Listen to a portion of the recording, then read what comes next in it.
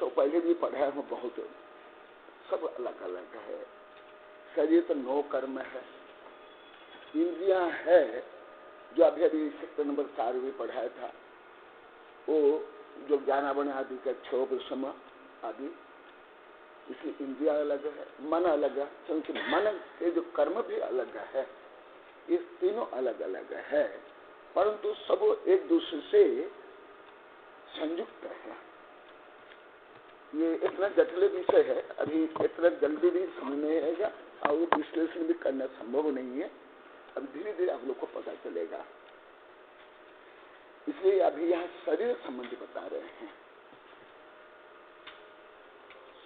शरीर नाम कर्म से है और हर संसारी जीव में शरीर है, परंतु हर संसारी जीव में 5 इंद्रिया और मन नहीं होते हैं, जो द्रव्य संग्रह भी बहुत विस्तार से पढ़ा दिया गया है। इसलिए शरीर के कर्म और फंक्शन सुख दुख अलग है, इंद्रियों के फंक्शन सुख दुख अलग है, मन के अलग अलग है, परंतु ये सब एक दूसरे से कोरिलेटेड है, अंतर संबंध है। परंतु ये तो आध्यात्मिक ग्रंथ है, सूक्ष्म ग्रंथ है, इसलिए इसको अलग अलग करके बताया जा रहा है। अभी टीका से मैं बताऊंगा और मेरी किताब से भी पढ़ना है।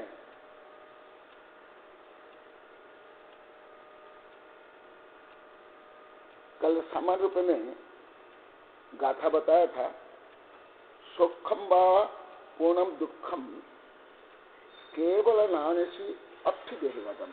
अभी शरीर संबंधी सुख एवं दुख केवल ज्ञानी के नहीं है, देहगत जम्मा अतिंद्रियतम जादम तम बातुम तम नेय। अब लोग बहुत बार बता दिया हूँ, यहाँ ही बता दिया हूँ, परसों भी बताया था। केवल ज्ञान होने पर ज्ञान सुख शरीर अतीत, इंद्रिया अतीत, मन अतीत हो जाता है। वो कैसे है, ये तो बहुत गहन सूक्ष्म अध्ययन करने के बाद पता चलेगा। अभी सामान्य रूप में सूक्ष्म रूप में बता दिया। अथ अतीन्द्रिय पाठ ए देव केवलिना शरीर आधारभूतम भोजनादि सुखम क्षुधादि दुखम च नास्ति विचारयति।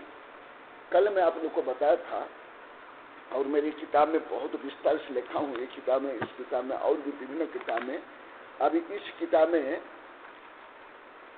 215 से लेकर के 238 तक इस विषय में है और इसमें भी है, उसमें भी से थोड़ा पढ़ना आप लोग को। केवल मैं नहीं बताऊंगा, मेरी किताब से पढ़ना, क्योंकि ये विषय बहुत जटिल कॉम्प्लिकेटेड है।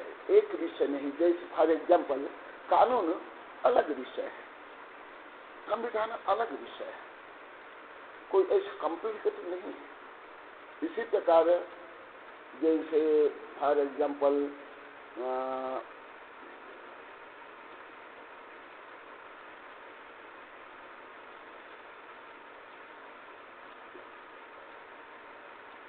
जैसे कपड़ा पहन लेते हैं, टोपी पहन लेते, चश्मा पहन लेते, ये एक स्वतंत्र छोटा छोटा विषय है। परंतु अभी जो बता रहे हैं ये कोई एक विषय नहीं। कल जैसे मैं बताया था, इसे फिजिक्स, केमिस्ट्री, बायोलॉजी से लेकर के एस्ट्रोनॉमी से लेकर जीनोम सिद्धांत, मनोविज्ञान सब है। तो इतना विषय जो पहले अलग अलग पढ़ा हो, इसको वो अलग अलग समझ सकता है। मुझे तो पूरा ज्ञान है, मुझे तो एकदम क्लियर पता चलता है कौन सा विषय कहाँ तक है, कौन सा कहाँ जोड़ा हुआ है। प्राथमिक विद्यार्थी आप लोग के लिए ये धीरे धीरे आएगा। तो इसलिए मान लो कि कोई विषय नहीं है तो ऐसे नहीं कि हतोत्साहित हो जाना, ये होना जरूरी नहीं है, क्योंकि इतना आप लोग का कोई विषय का इतना व्यापक गहन अध्ययन नहीं है। तो ये कर्म सिद्धांत भी जरूरी है, हमारा अन्य जो गुणस्थान भी जरूरी है। यहाँ इस सब को मिलाकर के बताया गया, मैं उसको सामान्य रूप में बता रहा हूँ। अथ अतीन्द्रिय पात एव केवलिनः, केवल ज्ञान इंद्रियातीत है, मनातीत, शरीरातीत, तीनों अतीत है। केवलिनः शरीर आधारभूत भोजनादि सुखम, और अतीत होने के कारण शरीर संबंधी भोजनादि सुख, क्षुदादि दुखम से नास्ति, उस समय सुख या दुख संभव नहीं। जैसे कल आप लोगों को पहले भी बहुत बार बताया, आकाश में बादल है, बिजली है, विभिन्न जैसे आपके तारे हैं, सूर्य है, ग्रह है, गैलेक्सी है, ये होते हुए भी आकाश को ये नहीं, जो परिवर्तन होता है वो जो मेटेरियल थिंग है, स्कंद है, वो स्कंद में साइंस की भाषा में मैं बताऊंगा, जो स्कंद है आप लोग की भाषा में बादल है, ये वो, परंतु पूरा साइंस में बोलता है स्कंद, जो मॉलिक्यूल, जो मॉलिक्यूल में, मॉलिक्यूल माने ये हवा से लेके बादल, ये सब मॉलिक्यूल है, सूर्य चंद्र भी सब मॉलिक्यूल है। साइंस के बहुत सूक्ष्म और व्यापक है परिभाषा। ये मॉलिक्यूल में जो परिवर्तन होता है, उस मॉलिक्यूल में परिवर्तन होने के कारण ये बादल है, बिजली है, गरगर है, सूर्य है, चंद्र है, ग्रह है, नक्षत्र। तथापि ये क्या आकाश के गुण है क्या, या आकाश के विकार है क्या? जैसे आप लोग को भी बोल देते हो, सामान्य तो सब ऐसे ही बोल देते हैं, हाँ, क्या बोलते हैं, आकाश तप रहा है, आकाश गिर गया, ऐसे बोलते हैं ना, ये एकदम झूठा, 100% झूठा। जो साहित्यकार से लेके आप लोग को बोलते हो ना, 100% झूठा। बादल फट गया कथन भी सही है, हल्का सा, परंतु जैसे आकाश फट गया, आकाश ऐसे मुझे तो अशुद्ध भाषा भी आती नहीं है। आकाश से अग्नि बरस रही है, आकाश से तो सही है, आकाश से अग्नि बरस रही तो कथन वो, परंतु आकाश अग्नि रूप में आकाश तप रहा है, बोलते ना कविता में बोलते, आप लोग कुछ ज्यादा बोलते हो, मुझे तो आती भी नहीं है। आकाश तप रहा है, अंबर तप रहा है, ये पूरा 100%, 100%, क्योंकि आकाश अमूर्त है, इसलिए आकाश स्वयं कुछ भी नहीं करता, वो तप भी नहीं सकता, क्योंकि जो तपना या कला या वजन, ये सब किसके गुण है? उज्जवल है। परंतु अधिकांश लोग ये समझते नहीं, उच्च पढ़े लिखे को नहीं समझते। जो उच्च विज्ञान या उच्च जैन धर्म जानते हैं वो थोड़ा जानते होंगे, नहीं तो जैन साधु संत पंडित भी नहीं जानते। मेरा खुद का पूरा पक्का अनुभव है। सामान्य साधु संत की बात छोड़ो, जो उच्च जैन धर्म नहीं पढ़े, जिसे करणन योग और फिजिक्स केमिस्ट्री, वो भी बोल देते, कविता में भी बोल देते, प्रवचन बोल देते। जैसे ये नहीं है, ऐसे ही जो कुछ ये आकाश में परिवर्तन अभी भी जो देख रहे हैं आप लोग को, ये आकाश के आकार प्रकार है क्या? जंगल से लेकर जो कुछ है, बिजली से लेकर कुछ, या गर्मी में जैसे लू चलना,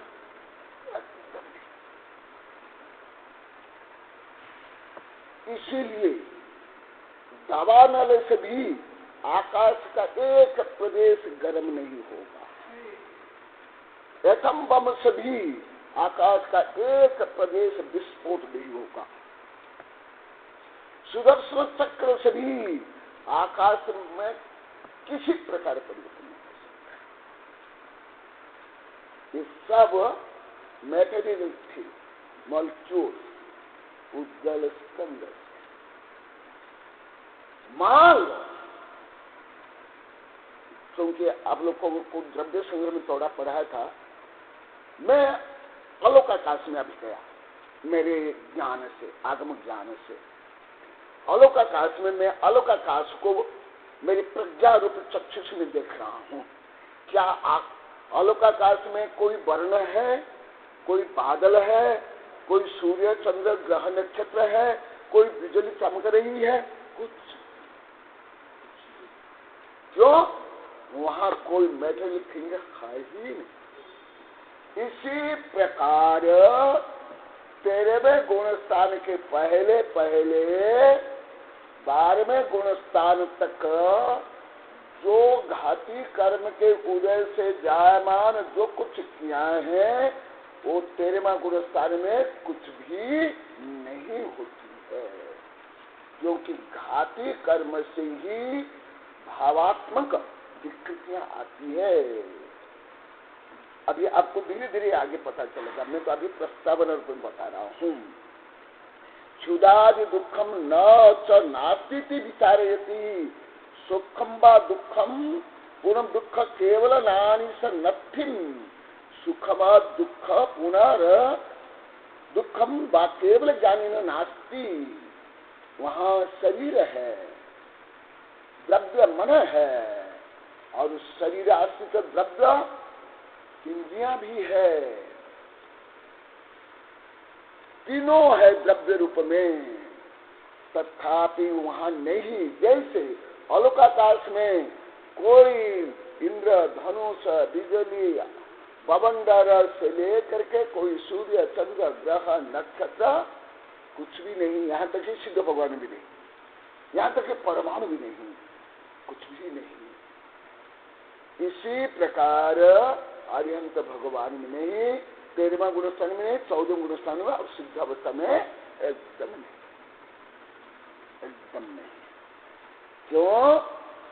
कथम भूतम देहगतम देह आधार जीवेन्द्रियादि समुत्पन्नम कबला आहारादि सुखम।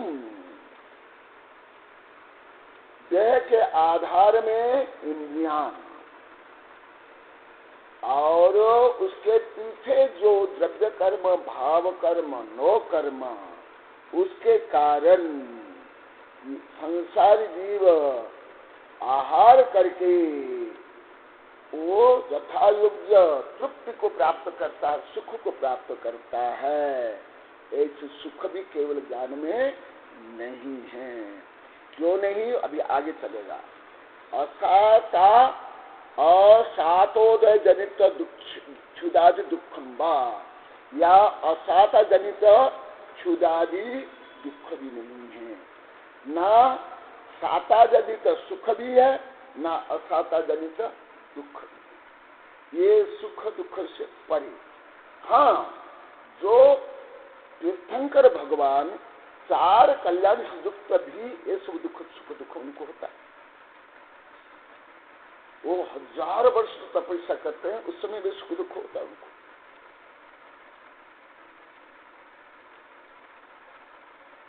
परंतु एक सामान्य व्यक्ति भी अनंत हो गया तो उनको ये सुख दुख नहीं होगा। तीर्थंकर भगवान 4 कल्याण से युक्त भी सुख दुख होगा, परंतु एक सामान्य अनंत है उनको नहीं होगा, क्योंकि सुख दुख होने में जो कारण है वो जो मैं अभी बताऊंगा वो उनमें नहीं।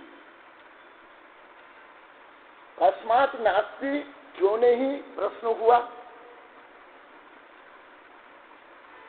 जन्मा अतिन्द्रियत्तम जातम यस्मात् मोहादि घाति कर्म अभावे।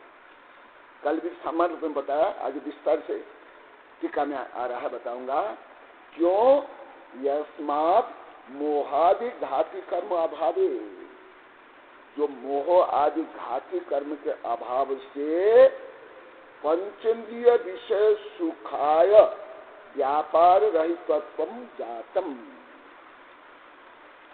ये जो मन जनित सुख या दुख, इंद्रिय जनित सुख या दुख, इसके पीछे कारण हमारे यहाँ पर सूक्ष्मता से बताया।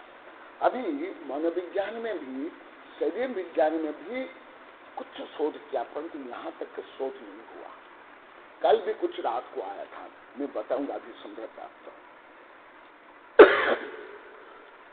ये जो संसारी जीव कल जो बता था, निगोद से लेकर सर्वाधिक सिद्धि तक में जो सुख दुख अनुभव करते हैं उसमें मेन कारण ये मोहादि घाती कर्म है।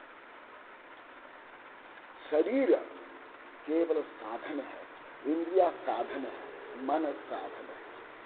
जैसे पंखा से लेकर कूलर, टीवी सब है, इलेक्ट्रिसिटी नहीं है तो क्या ये काम करेंगे क्या? इसी प्रकार केवल शरीर से, द्रव्य मन से, द्रव्य इंद्रियों से ये नहीं होता है।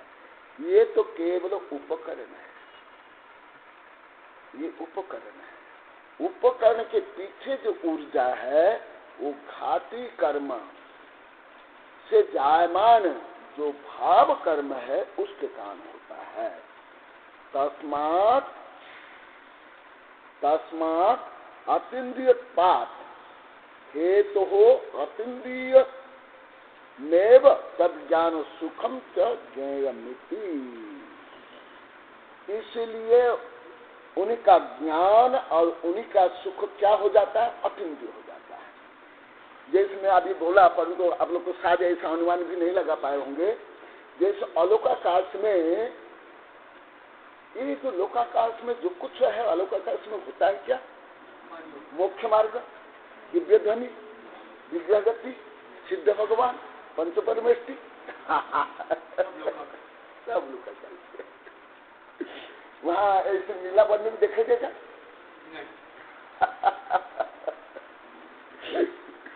ऐसे ही होता है, ऐसे ही होता है। परंतु अलौकाकाश क्या पोल है? एम्प्टी है। जैसा साधारण लोगों से लेकर उच्च पढ़े लिखे को भी इसको क्या बोले? खाली, खाली जगह। उच्च पढ़े लिखे साधु संत इसको खाली माने। अभी मैं वहां आड़ में पढ़ा था बहुत दिन बाद, एकदम खाली। पंच स्थावर 23 वर्गणा विग्रह गति के जीव निगोध्यास से ठसा ठस भरा हुआ और 4 द्रव्य से ठसा ठस भरा हुआ। इसी प्रकार अलौकाकाश ठसा ठस भरा हुआ। इससे आकाश प्रदेश, शायद आप लोग ऐसे कम ही समझ पा रहे होंगे अभी, क्योंकि एकदम नया विषय जो बार बार थोड़ा पढ़े सुने थोड़ा समझ सकते हैं। अलौकाकाश भी कुछ भी खाली पोल नहीं है। अलौकाकाश स्वयं एक द्रव्य है जो कोई वहां पोल नहीं है। इसी प्रकार सिद्ध भगवान में भी कोई पोल नहीं है। भले उसको गणधर भी सिद्ध भगवान को नहीं देख सकते हैं, सिद्ध भगवान को गणधर भी नहीं देख सकते हैं, नहीं, क्योंकि अभी गणधर के ज्ञान सार ज्ञान है, छाप समय के ज्ञान है, भौतिक ज्ञान है, भौतिक ज्ञान। गणधर भी नहीं जान सकते, हम तो केवल आगम से जानते हैं। तथापि सिद्ध भगवान कैसे है? जैसे अलौकाकाश। इसलिए जो सिद्ध भगवान में सांसारिक जीव संबंधी जो क्रिया प्रतिक्रिया सुख दुख है वो तो नहीं, परंतु जिस प्रकार अलौकाकाश में आकाश के में समस्त अनंत गुण धर्म है, ऐसे सिद्ध भगवान में भी आध्यात्मिक शुद्ध आत्मिक अनंत गुण धर्म एकदम ठस भरे। हमारे शरीर में तो पोल है, अनंत भगवान के शरीर में भी पोल है, परंतु सिद्ध भगवान की जो ज्ञान रूपी शरीर में कहाँ पोल नहीं। इसी प्रकार संसारी जीव में जो सुख दुख है इसमें पोल है, इसमें व्यवधान है, पहला आया अभी आगे आएगा, परंतु अनंत भगवान से सिद्ध भगवान में कोई ऐसे व्यवधान नहीं है। कैसे? सम्मादूत तमनेयम तस्मात् अतीन्द्रियत्वात् हेतु अतीन्द्रियत्वमेव तज्ज्ञानम सुखम च ज्ञेयमिति। क्योंकि वहां अतीन्द्रिय ज्ञान है, केवल यहाँ अतिंद्रिय में, अतिंद्रिय नहीं है, मनातीत भी है। तद्यथा लोहो पिंड संसर्ग भावात अग्निर्यथा घनघाति पित्तनम न लभते तथापि अयम आत्मा लोहो पिंड स्थानीय इंद्रिय ग्राम भावात संसारिक सुख दुखम नानुभवती।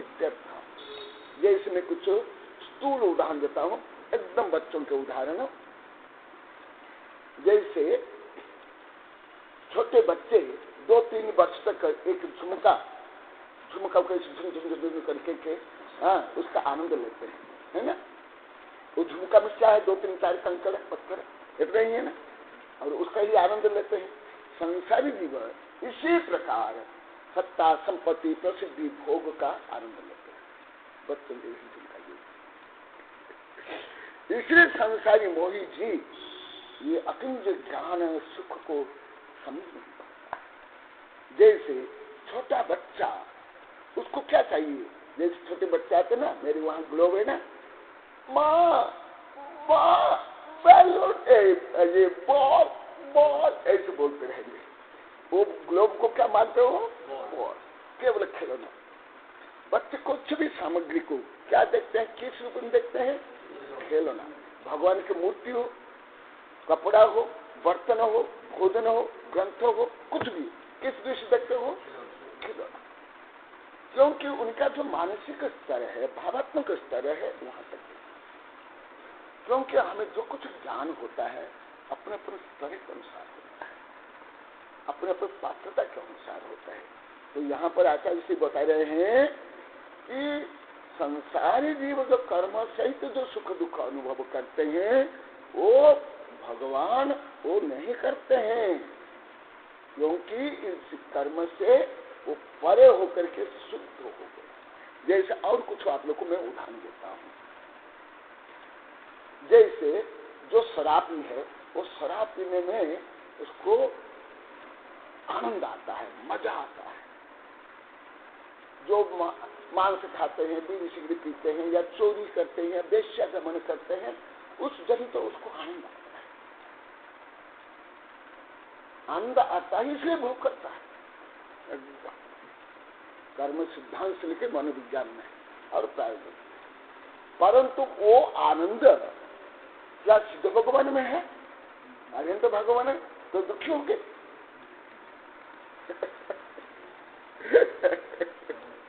जैसे खुजली आने पर खुजलाते हैं, फिर कुछ खुजलाने पर जब तक खुजली आती है, नहीं खुजलाते तो एक बेचैनी होती है ना, और खुजलाने पर कुछ हल्की सी शांति मिलती है। परंतु खुजलाने के कारण खुजलाना ये आनंद का स्रोत है ना। जिसको खुजली रूपी रोग नहीं है तो दुखी होगा, इसलिए खुजली होना सही है। हो जाता है। जैसे फॉर एग्जाम्पल ये जैसे कोई ताश खेल करके, कोई शोर मचा करके, कोई फैशन करके, कोई व्यसन करके आनंद अनुभव करते हैं, वो हिंसा नंदी मुंसा जो कुछ हो, परंतु वो जो उस भाव से परे हो गए, उस विकृति से परे हो गए, तो क्या वो जो विकृति से जो युक्त है, जो परे हो गए, उसको उनसे ज्यादा आनंद होगा कि कम आनंद होगा? ज्यादा। इसी प्रकार संसारी जीव जो जानते हैं, जो सुख अनुभव करते हैं, उससे परे होने के बाद उनको आत्मस्थ अनंत सुख का अनुभव होता है। कश्चिदाह केवल भुक्तिरस्ति, कोई बोलता है कि केवल को भोजन की आवश्यकता। क्यों? ये स्वाभाविक है, जो मैं अभी बताऊंगा। क्योंकि शरीर है, शरीर में हर समय में लाखों सेल्स मरती है और लाखों सेल उत्पन्न होती है। और हम जब निद्रावस्था में रहते हैं तो भी जैसे मैं परसों बताया था, शरीर में बहुत तीव्र क्रिया होती है। श्वास क्रिया से ले ब्लड सर्कुलेशन से लेकर के बहुत क्रिया होती है। और उन क्रियाओं के लिए ऊर्जा चाहिए। तो ऊर्जा के लिए भोजन चाहिए। हाँ, फिर भगवान दिव्य ध्वनि के माध्यम से उपदेश करते थे, विहार करते हैं। तो इसलिए शरीर है, इसलिए भोजन होना चाहिए। सामान्य लोग को ऐसे सोचेंगे, स्वाभाविक है, ये कोई अनोखी नहीं है, कोई अनोखी नहीं है, स्वाभाविक है। ये तो स्वयं अनुभव करते ना, हमारा शरीर है, हाँ शरीर है, केंद्र से लेकर के वहां तक सदा सिद्धि तक, तो यथायोग्य भूख लगती कि नहीं? जब तीर्थंकर 3 ज्ञान के धारी होते, भूख लगती कि नहीं? तो जब इस समय तक लगती है तो वहां भी लगती हो। ये ऐसा अनुमान सामान्य सामान्य व्यक्ति ऐसे ही अनुमान लगाएगा, क्योंकि सामान्य व्यक्ति का अनुमान सामान्य ही होगा, ज्यादा कहाँ होगा। जितना ही उतना ही अनुमान है ना, अपनी क्षमता अपनी योग्यता के अनुसार व्यक्ति सोच सकता है, उसका आगे सोच भी नहीं सकता है, एकदम नहीं, सोच भी कल्पना भी नहीं कर सकता। जैसे फॉर एग्जाम्पल मैं बताता हूं, एक पेड़, मैं चक्रवर्ती बन जाऊं ऐसे पेड़ की इच्छा नहीं। एक कीड़ा, एक जोंक, एक पतंग, एक खटमल, एक मच्छी, मैं चक्रवर्ती बन जाऊं इसमें नहीं सोच सकता, सोच भी नहीं सकता। ज्यादा मैं कैसे खून शोषण करूं, कैसे दूसरों काटूं, कैसे भोग करूं, कैसे प्रजनन करूं, कैसे शरीर रक्षा करूं, इतना ही सोच सकता। ऐसे ये ज्ञान मुझे पहले थोड़ा था, परंतु अभी ज्यादा वैज्ञानिक तरीके से मुझे पता चला, वो आगे से नहीं चलता। कौन सोच सकता है मैं चक्रवर्ती बनूं जिनमें इतनी क्षमता है, योग्यता है,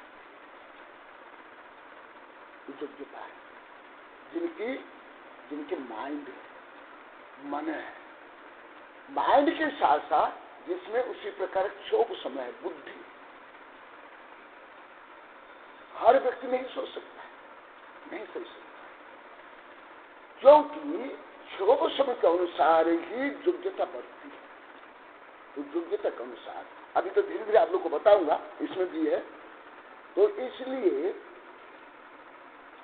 सबको ही सब नहीं सोच सकते, सब कामना भी नहीं कर, सब इच्छा भी नहीं कर सकते ना, सब कुछ में कर लू, खा लू, पी लू, भोग कर लू, मार लो, पीट लो, ये सब सोच भी नहीं सकते।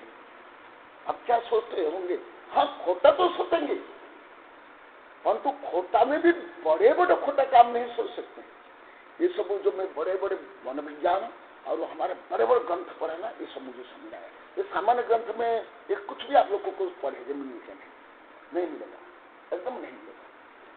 जो मैं बड़े बड़े सिद्धांत ग्रंथ पढ़ा और जो बड़े बड़े श्रेष्ठ मनोविज्ञान पढ़ा, उससे सामान्य व्यक्ति खोटा तो ज्यादा सोच सकता, छोटे छोटे खोटा, परंतु बड़ा बड़ा खोटा भी नहीं सोच सकता ना, नहीं सोच सकता। इसीलिए संगीत पंचेंद्रिय ही, और उसमें फिर मनुष्य ही सबसे बड़ा पाप कर सकता, या बड़ा पुण्य कर सकता, या बड़ा साधन करके मुक्ति प्राप्त कर सकता, क्योंकि इसके लिए इसलिए असंग संगीत करने की क्षमता नहीं। इसी प्रकार लाइक दिस इंद्रिय, मन और शरीर में भी वो अनंत योग्यता नहीं आ सकती, इसके बड़े होने पर जाकर आएगी। हाँ, परंतु वो सबका अंदर सब नहीं आ सकते, नहीं संभव नहीं। एक तो मैं पढ़ा भी और मैं अनुभव भी करता हूं, नहीं सब नहीं, सब सोच सकते ना, नहीं। उस सोचने के लिए भी उसी प्रकार आईक्यू चाहिए, बुद्धि लब्धि चाहिए, क्षोभ समझ चाहिए, वो कल्पना करने के लिए, वो इच्छा करने के लिए, वो डिजायर करने के लिए नहीं कर सकते। अभी धीरे धीरे मैं बताऊंगा, वो सब बताऊंगा। कश्चित आह केवल भुक्ति अस्ति औदारिक शरीर सद्भावात, जो मैं यहाँ आप लोग को कल जैसे में होता फिजिक्स, केमिस्ट्री, बायोलॉजी, तर्क शास्त्र, मनोविज्ञान सब पढ़ाऊंगा, देखना इसके माध्यम से। देखो ये अनुमान, सबका अनुमान सही नहीं रहता है, अधिकांश व्यक्ति का अनुमान गलत रहता है। जो मैं मनोविज्ञान में तर्क शास्त्र में और अभी ज्यादा आ रहा है वैज्ञानिक चलन में, ब्रोकन माइंड, माइंड गेम, ये सब विषय आ रहा है। और मैं पहले भी मनोविज्ञान में पढ़ा हूं। सबका अनुमान सही नहीं लगेगा एकदम। जैसे मैं स्थूल उदाहरण देता हूं, अति स्थूल, जो फायरिंग करते हैं ये से लेकर के बाण से लेकर के बंदूक से, क्या सबका लक्ष्य विदा होता है सही रूप में?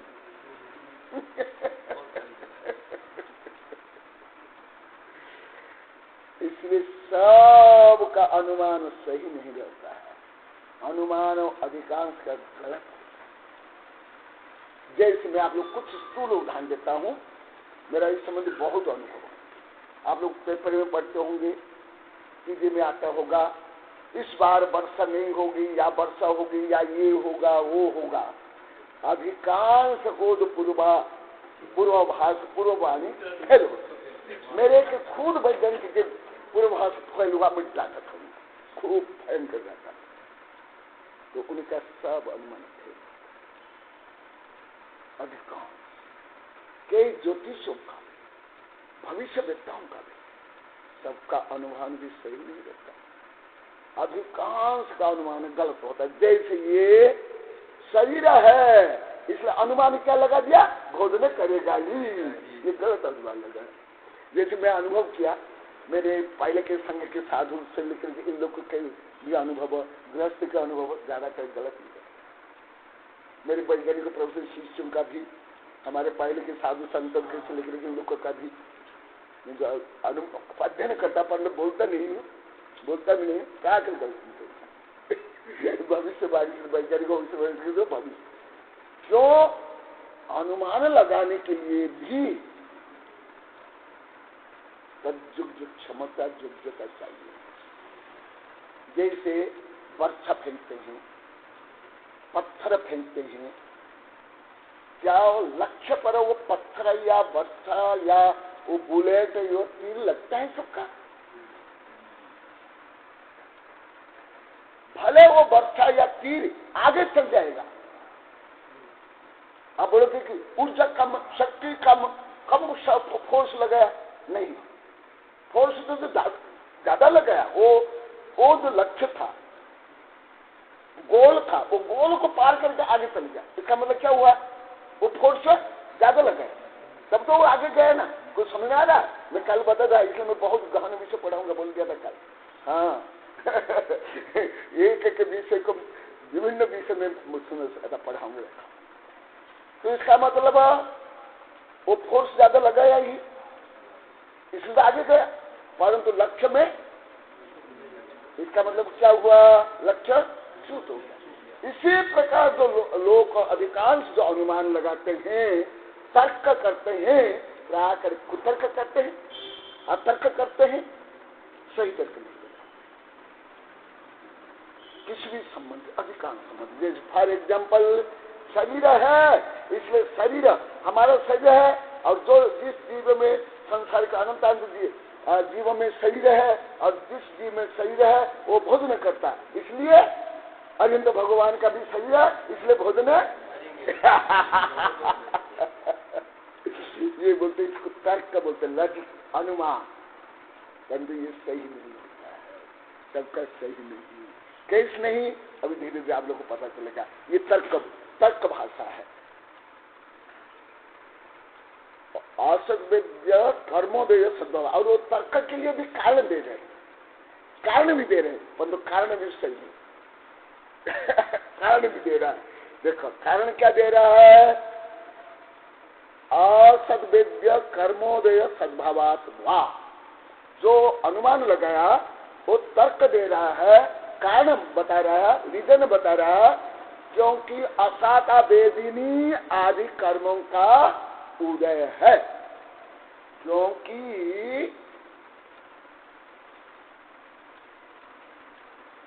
बहुत केवल के असाता वेदिक कर्म का उदय है। ये अभी आप लोग को इतना पता नहीं चलेगा, ये तो बड़े बड़े कर्म सिद्धांत पढ़ने पड़ेगा। असाता वेदिक कर्म का उदय है।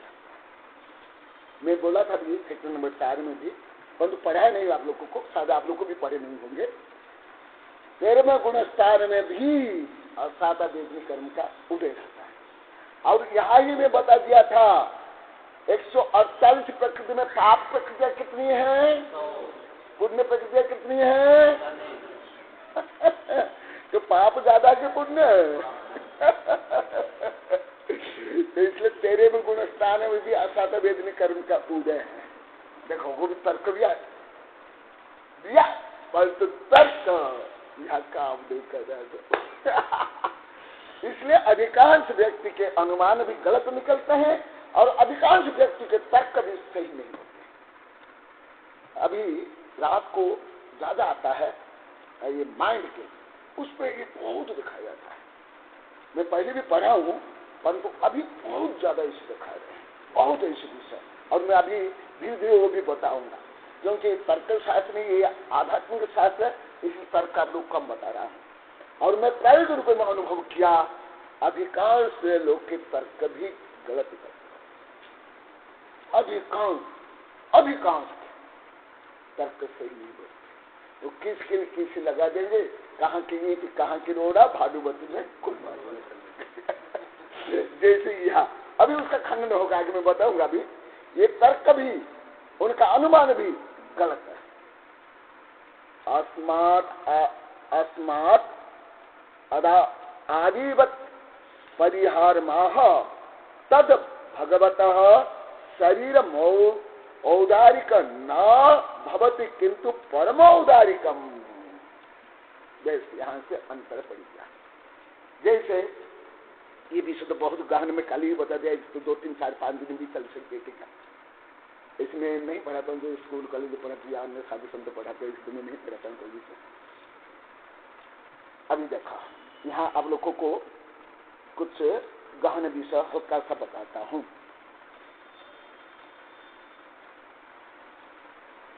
मांस यदि अभक्ष्य है, फल अनाज भी अभक्ष्य है, क्योंकि मांस जैसे जीव का शरीर है, फल और अनाज भी जीव के शरीर है। ये तर्क है। जैसे कुतर्क, तर्क जो अनाज है, फल है, क्या ये जीव के शरीर नहीं? क्या परंतु ये तर्क सही तर्क नहीं। इसमें बहुत कारण है, ये तो बड़ी बड़ी किताब है, मैं खुद भी लिखा हूँ। परंतु तर्क कैसे कुतर्क है ये भी बता देता हूँ। उसमें कई कारण में एक बड़ा कारण है, प्रसव जीव के शरीर में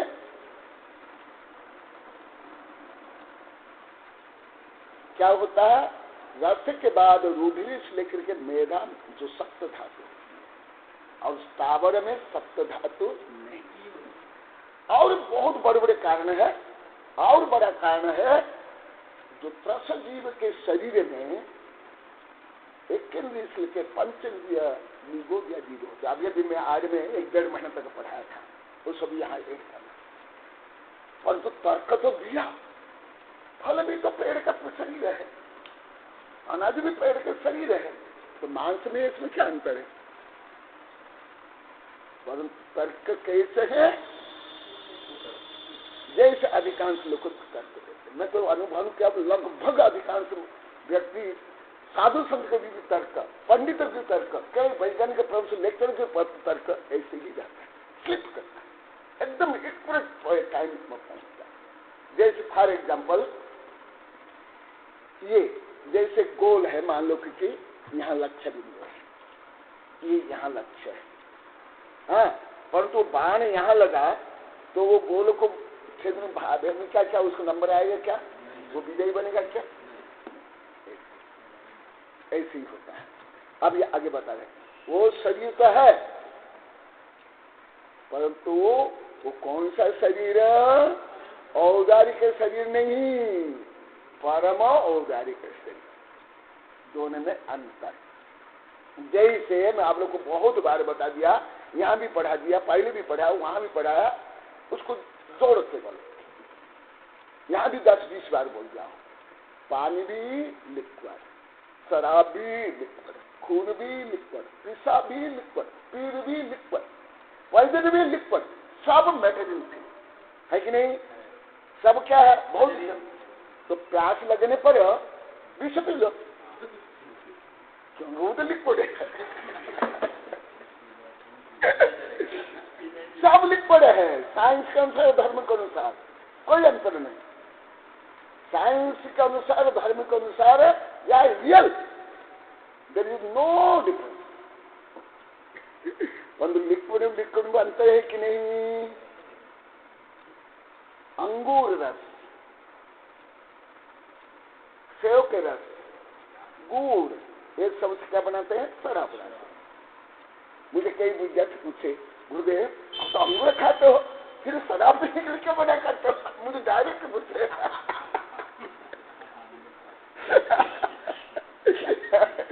एकदम सही है, परंतु तर्क कैसे स्लिप कर जाए? कुतर्क, सही तर्क नहीं हो पाएगा, सही तर्क नहीं कर पाते। सही तर्क करने के लिए इतनी प्रज्ञा चाहिए, तत्पर ज्ञान चाहिए। तो ये कितना हुआ? अंतर पड़ गया कि नहीं?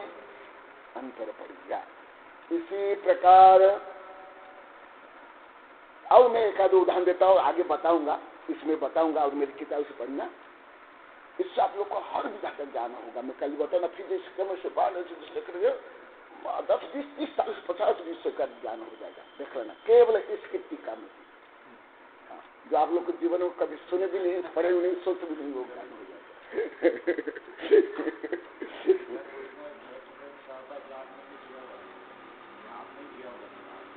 और आम है ना, उसमें ज्यादा भी से मेरा ही है, मेरा ही है, वो मेरा ही सब है। हाँ, बुलाना।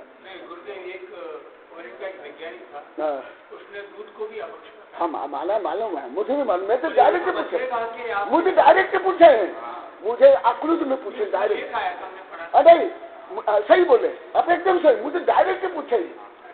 मैं आक्रोश में अभी 28 वर्ष पहले फॉरेन के लोग आए थे, फिर डॉक्टर नारायण के साथ विदेश गए थे ना, उनको भी बोले, फिर वो आकर मुझे बताया, वो बताए वो वहाँ कुछ जो शाकाहारी होते हैं ना, दूध भी नहीं पीते, नहीं पीते, मालूम है, परंतु उसका भी जो कारण बताते वो भी कुछ अंश सही है, परंतु पूर्ण तो सही है। उनका कारण है, जो गाय को इंजेक्शन दे करके दूध निकालते हैं और उसके बच्चों को पीने नहीं देते हैं,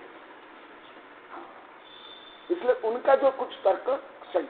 परंतु कच्छप साहब ने को मैं जो बोल रहे थे, मैं उनको बताया था, सिखाया था, फिर वो लेख लिखे, फिर विदेश से भी भेजे हैं। अभी 2-3 वर्ष पहले वो विदेश जाकर आए ना, तो फिर मुझे गुरुदेव पूछे, गुरुदेव वो लोग ऐसे बोलते हैं, क्या करें? फिर मैं उनको बताया, फिर वो लेख लिखे वेबसाइट में दिए भी और ईमेल करके भेजे दिए।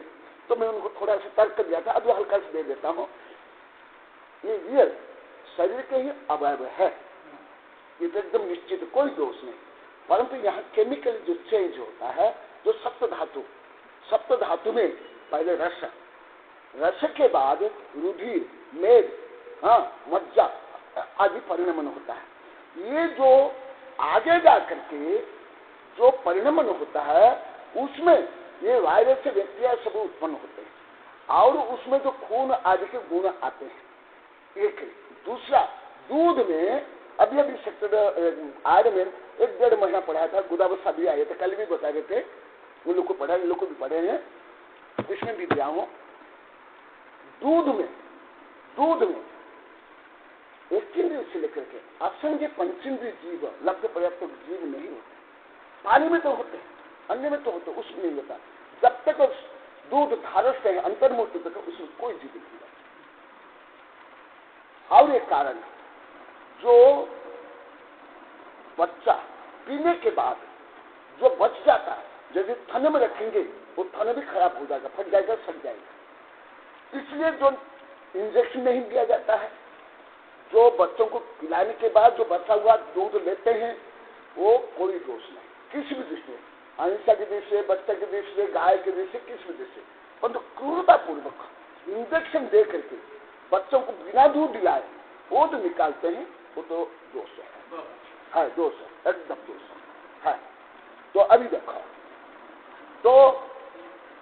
अभी दूध और खून, इनका ग्रंथ, आपका ग्रंथ ले लेना आशीर्वाद। मैं अभी वो पूरा हो गया है, कुछ दिन पहले, अभी प्रवचन सारे पढ़ा रहा हूँ, तो आपके ग्रंथ याद करके दे देना, ले आओ ब्रह्मचारी, तो वहां नाम लिखा होगा, नहीं तो भूल जाएंगे। ओ हाँ, ओ अलमारी में इसमें लिखा हुआ, हाँ देखो देखो बहुत कहीं ना, देखो दूध, खून, पेशाब से लेकर के शराब विषय सब लिख पड़े हैं, बहुत वस्तु है ना। तथापि सब में गुण धर्म, पर्यागत गुण धर्म अलग अलग है कि नहीं। आगम में दो प्रकार शक्ति बताई गई है, एक पर्यागत शक्ति, एक द्रव्यगत शक्ति। द्रव्यगत शक्ति जो शाश्वत का हर द्रव्य में होता है, परंतु पर्यागत उस निश्चित पर्याय में ही वो शक्ति प्रकट हो। जैसे फार एकदम सभ्य शुद्धा सिद्ध नया, ये इस दृष्टि से निगोदिया भी अभव्य भी परम शुद्ध निश्चय से सिद्ध ही है, परंतु पर्याय दृष्टि से कभी अभव्य सिद्ध हो जाएगा? द्रव्य दृष्टि से शक्ति है, पर्यागत में नहीं। तो इसी प्रकार औदारिक शरीर होने पर भी वहां पर्याय में चेंज हो। कैसे चेंज हो गया? कुछ उदाहरण जो पहले ही दिया उसको फिर नहीं रिपीट कर रहा हूं। जैसे दूध से लेकर के मक्खन कुछ समय के बाद, कुछ कम अवधि में सब अशुद्ध हो जाते हैं। उसमें एक इंद्रिय से लेकर असंज्ञ पंचेंद्रिय जीव तक उत्पन्न हो जाता है। अभी अभी मैं आड़ में पढ़ा हूं। परंतु घी बनने के बाद वो जो शुद्ध घी क्या एक दो घंटा, एक दो दिन में अशुद्ध हो जाता है? महीनों, वर्ष, एक वर्ष तो मर्यादा है। देखो ये सब गोरों से है कि नहीं? दूध से लेकर के घी तक सब क्या है? गोरों से है। तथापि उसमें हल्का सा पर्याय परिवर्तन होने के बाद उसमें गुणधर्म में परिवर्तन हुआ कि नहीं? फिर दूसरा उदाहरण जो अभी भी मैं उदाहरण दिया था, अंगूर से ये सब क्या बनाता है? शराब बनाते हैं, है कि नहीं? तो अंगूर सेव में ऐसे एल्कोहल नहीं होता, नहीं ऐसे जो शराब में जो अल्कोहल है ऐसे होता क्या? नहीं होता। हाँ, डिफॉर्मेशन का निकाल, उसमें तो ईस्ट बनता है, ईस्ट बनकर उसमें केमिकल चेंज होता है, केमिकल चेंज होने उसमें अनुतांत जीव उत्पन्न होते हैं, फिर उसमें ये होता है। परंतु वही देखो रस, वही रस की एक अवस्था है ना शराब, तथापि दोनों में अंतर है कि नहीं? इसी प्रकार अरिहंत भगवान का जो शरीर है सामान्य औदारिक शरीर नहीं है, परम औदारिक शरीर। परम औदारिक शरीर होने के कारण उनको भूख नहीं लगती। ये धबला जय धला में कहा, आप यहाँ रख लो।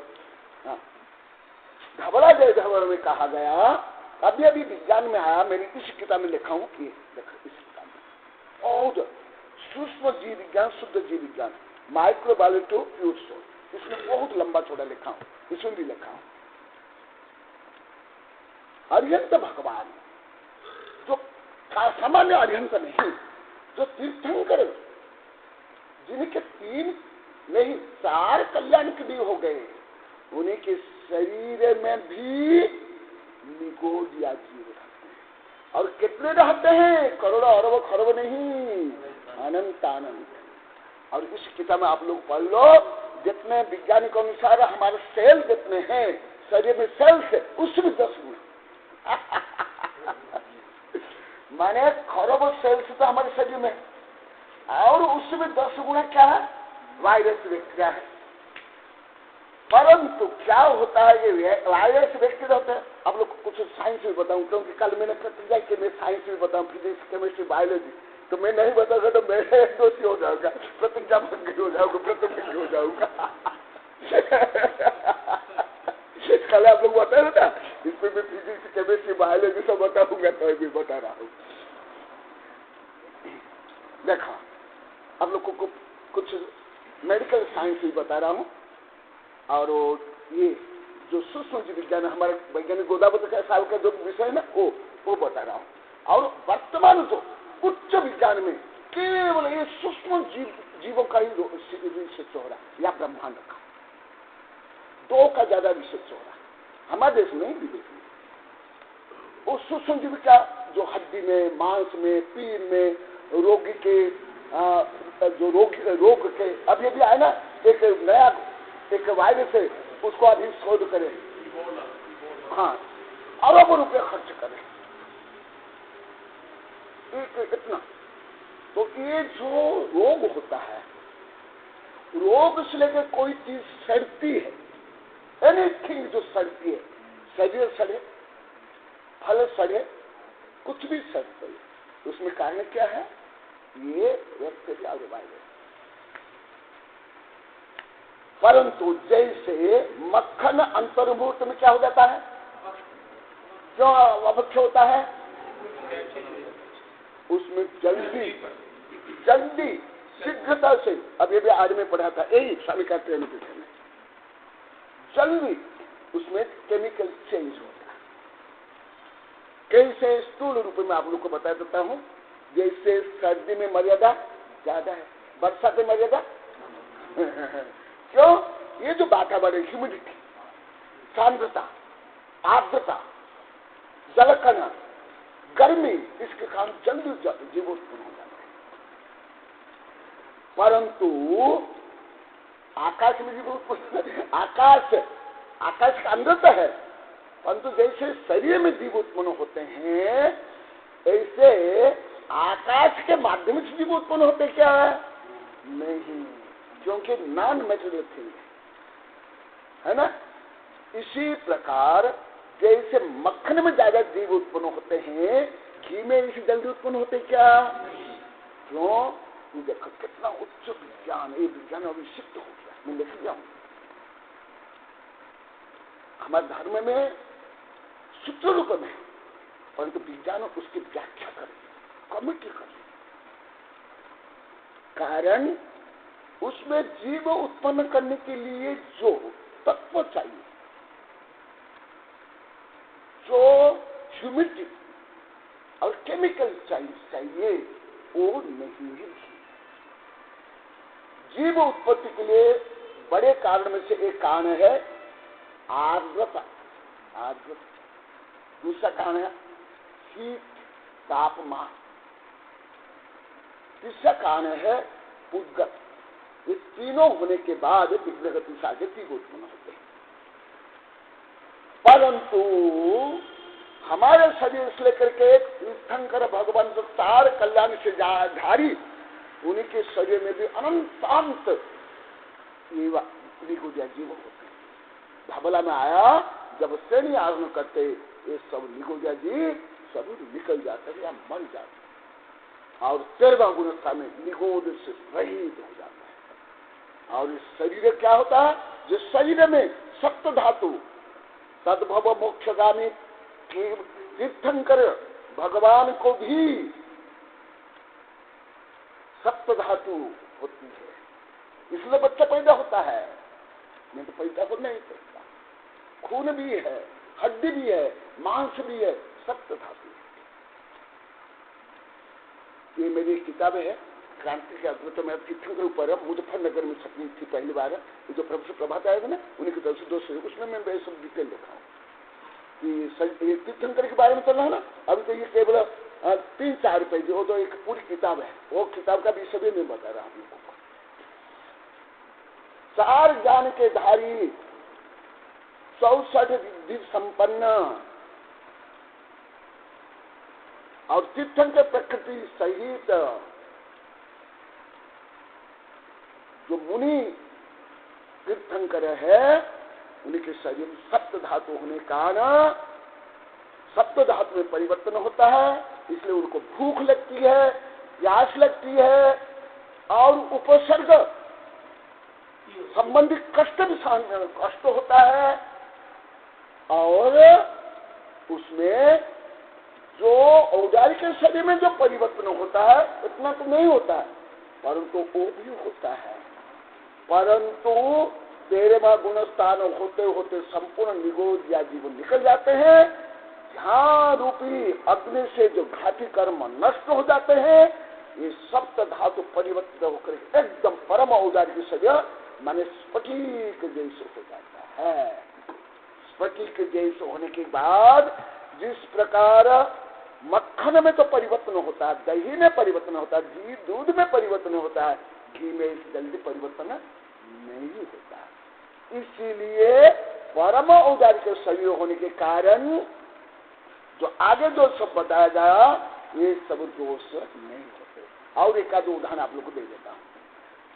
हमारा बड़ा संघ जब मुजफ्फरनगर से हम दिल्ली गए तो सब बोले देव वहाँ जाना चाहिए देखने के लिए, क्योंकि मैं सब देखता था, हमारे संघों को भी ले जाता था, अभी भी ले जाता हूँ देखा देखिए।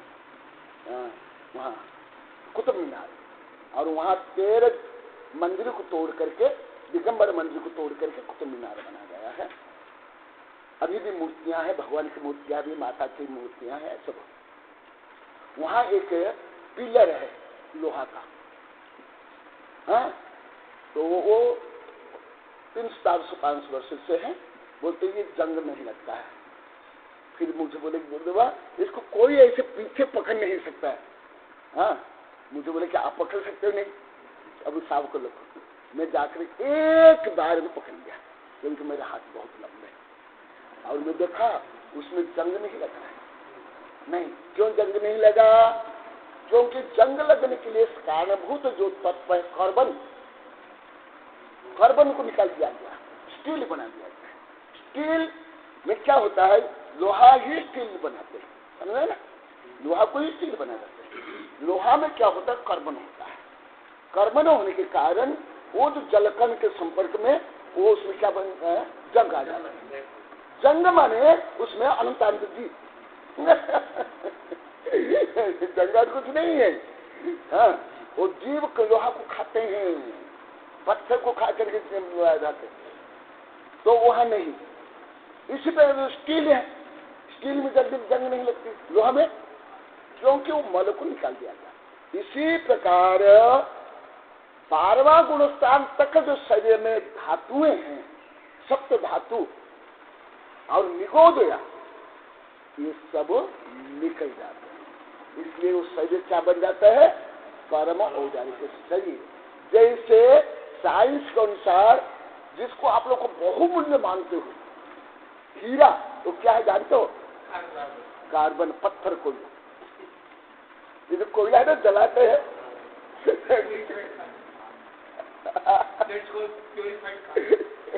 वो चाप और ताप के कारण वो क्या बन जाता है? हीरा।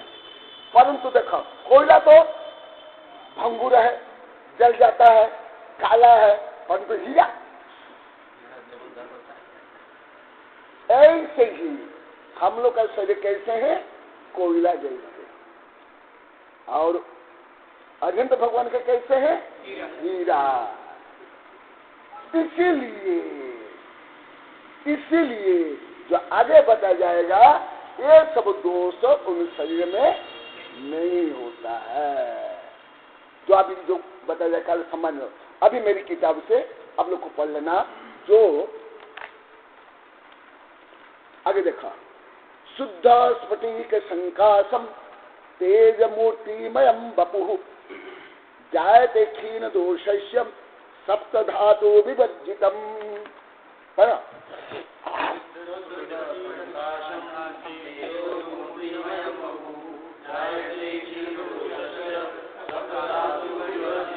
देखो मैं बता ना, सप्त धातु भगवान के शरीर में भी, हमारे शरीर में जैसे सप्त धातु है, केवल ज्ञान के पहले भी ऐसे ही सप्त धातु, थोड़ा उसमें प्यूरिफाई। जैसे जो तीर्थंकर नाम कर्म को लेकर जन्म लेते हैं, उनका खून क्या होता है? रोग नहीं होता है। ऐसे कुछ अंतर, ज्यादा अंतर नहीं, हल्का अंतर। और जो सामान्य केवली में और हमारे शरीर में तो कुछ भी लगभग अंतर नहीं, केवल भद्र सब नारद साहन कुछ समझ आ रहा है कुछ आप लोग को? नहीं आता पूछो, क्योंकि थोड़ा अति गहन विषय है। हाँ, बहुत कुछ समझने में नहीं आएगा, गलत भी लगेगा इसलिए तुम लोग तो समझ आ जाए, तुम लोग तो बहुत पढ़ी है। ये मुझे पढ़ने के लिए बहुत लोग पढ़े, वो प्रोफेसर प्रभात आते हैं ना, वहां से मैं वहाँ पढ़ा था ना, हमारा पूरा संघ 45-48 साधु थे, इन लोग को भी पढ़ने के लिए आते, बहुत बड़े बड़े वैज्ञानिक प्रोफेसर से पढ़ने के लिए आते। तो ये देखा शुद्ध स्फटिक संकार, ये साइंस पढ़ने से ये जल्दी समझ आ जाता है, बहुत ज्यादा समझ आता है। शुद्ध स्फटिक संकार, एकदम शरीर क्या बनता है? शुद्ध। कैसे हो जाता है शुद्ध? स्फटिक। आप लोग तो चश्मा लगा है ना, ये क्या लगा जानता हो? रेत।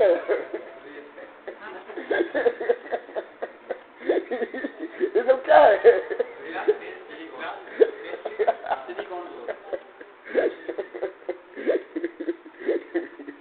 रेत।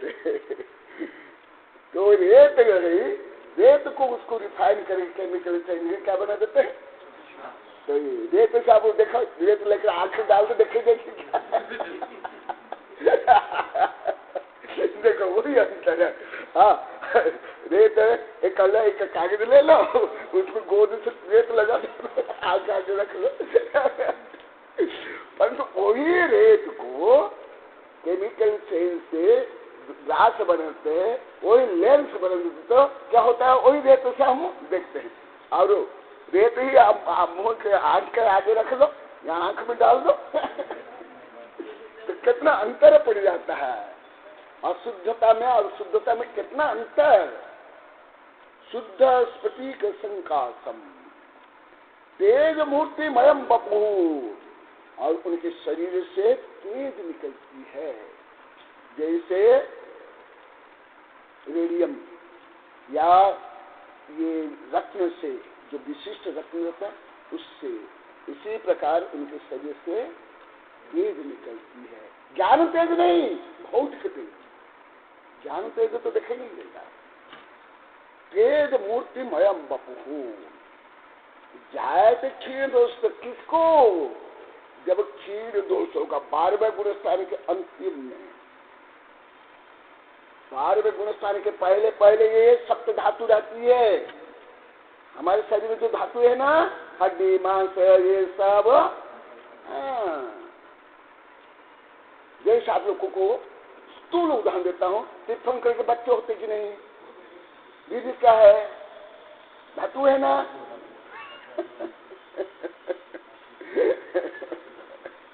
सब तो धातु है ना, वो केवल अवस्था में नहीं होती है। वहां सब जैसे कोयला हीरा, मक्खन घी, रेत ग्लास, ऐसे कन्वर्ट हो जाता, चेंज होता है। इसको साइंस में क्या बोलते हैं? Chemical change, physical change and chemical change. Physical change तो स्थूल चेंज होता है। साइंस में दो प्रकार चेंज, एक फिजिकल भौतिक चेंज जो अति स्थूल चेंज होती है, केमिकल चेंज जो सूक्ष्म चेंज, जिस चेंज को पुनः परिवर्तन करें उस अवस्था में हम नहीं ला सकते। जैसे आप लोग को अति स्थूल उदाहरण देता हूं। हाँ,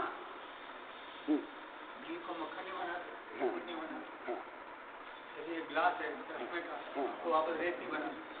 इसी प्रकार जैसे फॉर एग्जाम्पल ये जैसे मान लो कि कपूर है, कपूर और पिपरमेंट और अजवाइन सत्व, तीनों को मिलाने पर क्या हो जाता है? वो क्या हुआ? Chemical change. हाँ, और फिजिकल चेंज जैसे पानी को बर्फ बना दिए, भाप बना दिए, ये क्या हुआ? भौतिक चेंज। वो भौतिक चेंज में फिर चेंज हो जाता है।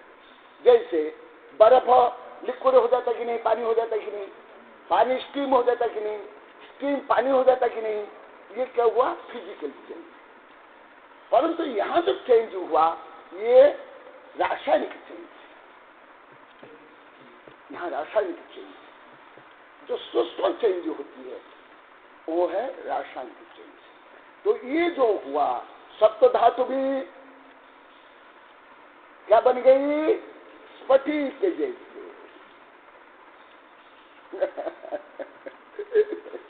छोटी, आप लोग को मालूम है ये जो मोती है प्राकृतिक मोती। केमिकल तो मोती तो केमिकल से ही बनाते हैं, आप तो जानते हो। केमिकल जो प्राकृतिक मोती है ना, वो किससे बनता है, कौन कहाँ बनता है? सीप से कैसे बनता है बता सकते आप लोग को? मैं अभी 1 मिनट बैठता हूँ, देखा आप लोग का भी परीक्षा करता हूँ, जितना आप लोग को ये जाने। हमें ये पता है स्वाति नक्षत्र का जो जल है उसमें प्रवेश करता है वो मोती बनता है। ये सांप के मुंह में गिरता है जेल बनता है ऐसा। हाँ सही है।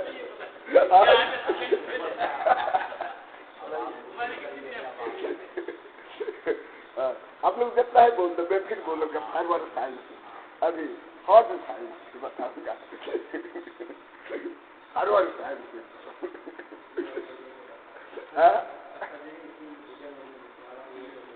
वो तो आप लोग सुने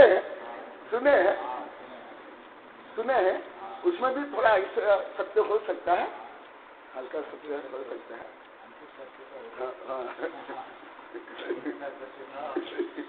अभी मुझे वैज्ञानिक से मेरे से मुझे ये सब ज्यादा ज्ञान होता है। हर स्थिति में मोती नहीं बनते, हर स्थिति में नहीं, ये अलग सीप होते हैं, अलग सीप होते हैं। वो सीप हर सीप में, उनमें से कुछ सीप, उस प्रजाति की जो सीप है उनमें से कुछ सीप ये बारीक रेत खा लेते। हम लोग को मालूम है बहुत पशु पक्षी पत्थर खाते हैं, मिट्टी खाते हैं।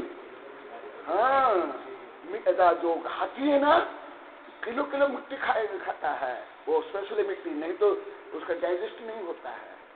हाँ, उसको तत्व चाहिए। हाँ, तो और कुछ पत्थर खाते हैं, तो कुछ और समुद्र के अंदर कई जीव होते हैं जो मिट्टी खाते हैं, पत्थर खाते हैं, कंकड़ खाते हैं और पचा लेते हैं। जैसे एनाकोंडा, अजगर, मगरमच्छ, ये हड्डी तो को पचा लेते हैं, हड्डी को पचा लेते हैं, समझे ना? तो ऐसे ही कई जीव है जो कंकड़ खाते हैं, बारीक पैदा खाते हैं, कुछ मिट्टी खाते हैं। तो वो एक प्रजाति सीप, वो बारीक छोटे छोटे जो समुद्र के ना, वो भोजन के माध्यम से या ऐसे खा लेते हैं। खाने के बाद वो उसके शरीर के अंदर जाता है। जाने के बाद आप लोग को एक उदाहरण देता हूँ, आपके पैर में कोई कुछ लग गया, हाँ, तो वहाँ क्या है कि थोड़ा धीरे धीरे गांठ पर लग जाता है, गांठ जैसे हो जाता है कि नहीं होता है ना?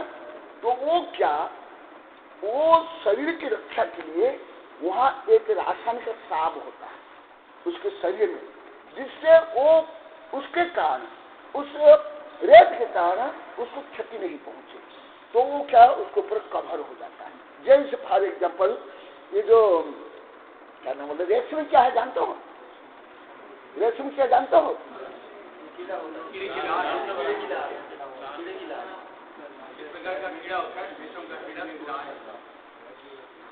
उससे ही ये बनता है, जानते हो ना?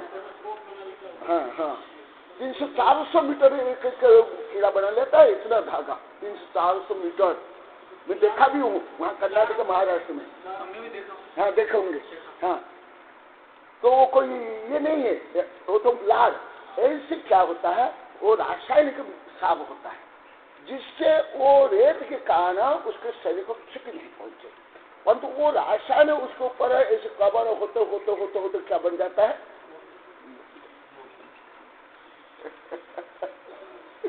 तो ये क्या होता है, केमिकल चेंज होता है। कस्तूरी क्या है, कस्तूरी भी तो ऐसा है ना? तो इसी प्रकार जैसे ये सब क्या है, ये सब भी रसायन तत्व है ना, ये सब क्या है, सब भौतिक तत्व ही है ना।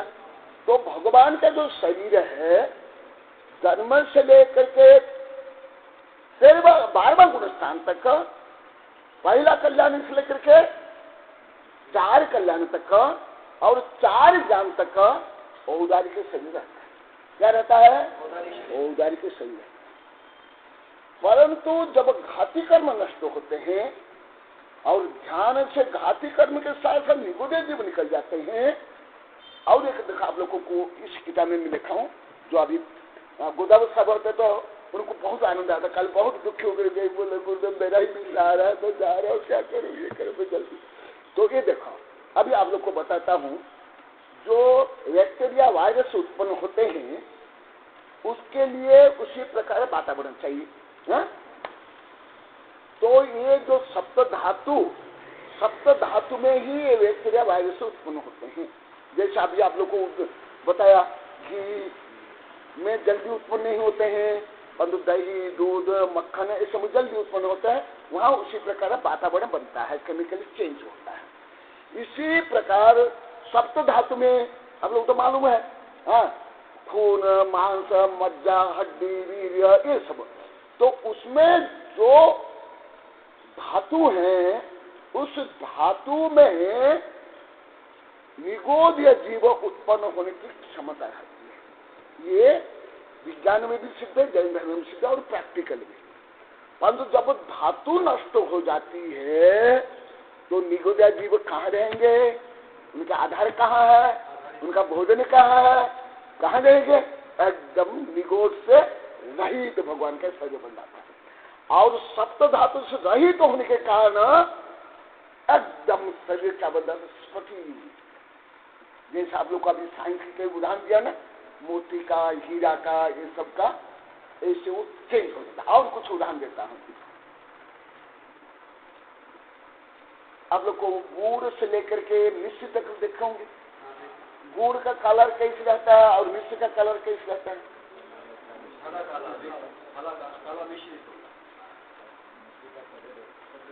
और गुड़ का काला काला भी और किचकिचा भी है ना, ब्राउन काला ये, और मिश्री का और तो ये सब किससे बना है, वो ये गन्ना का रस से है ना, सब क्या है, गन्ना का रस है ना। अच्छा, आप लोग कभी शुगर फैक्ट्री के चारों तरफ घूम के देखे क्या, सुनगे क्या, कितनी खुशबू आती है।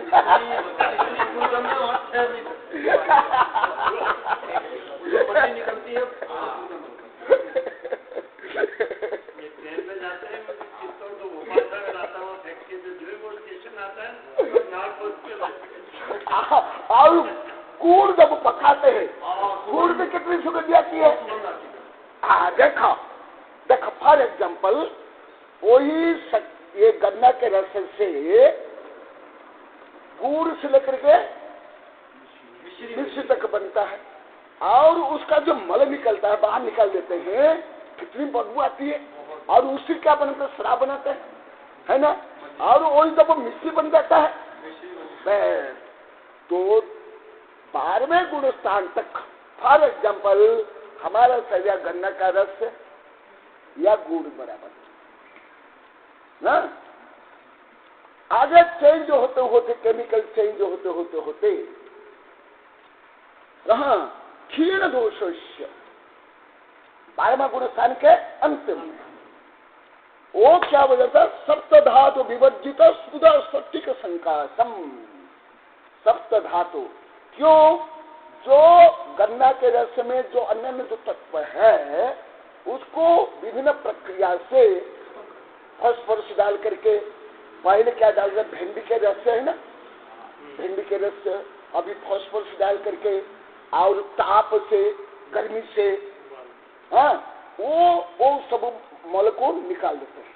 मल को निकालने के बाद वो जो पहले गन्ना का रस कैसे कलर का रहता है आप लोग देखे हैं, हाँ?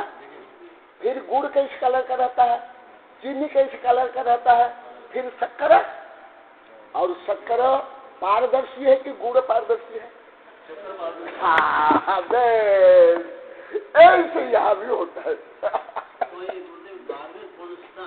हाँ, चेंजेस तो आता होगा शरीर, हाँ, बहुत नहीं, अभी बताए ना, एकदम बहुत कम होते जाए। अभी जैसे प्रक्रिया होती है ना, जैसे मैं अभी बताया ना, आप लोग तो देखे होंगे ना, फैक्ट्री में देखे क्या, पहले गन्ना को डालते हैं, फिर पुछता है, फिर रस जाता है, फिर बड़े बड़े ये में गर्म करते हैं, फिर कई जगह में गर्म करते हैं, फिर आगे जाता है वो थोड़ा ठोस बनता है रबड़ के जैसे, हाँ, फिर गुड़ के आकार में बनता है, फिर उसके बाद थोड़ा भुरभुरा बनता है, फिर चीनी, हाँ, उससे चीनी बनाते हैं, फिर आगे प्रोसेस करके उसको मिश्री बनाते। इसी प्रकार धीरे धीरे जैसे ही प्रोसेस होता है, जितना समय मल निकल जाता है तो उतना समय उसमें क्या होता है, अशुद्धता निकलने का ना वो सफेद होता जाता है, फिर ठोस होता जाता है।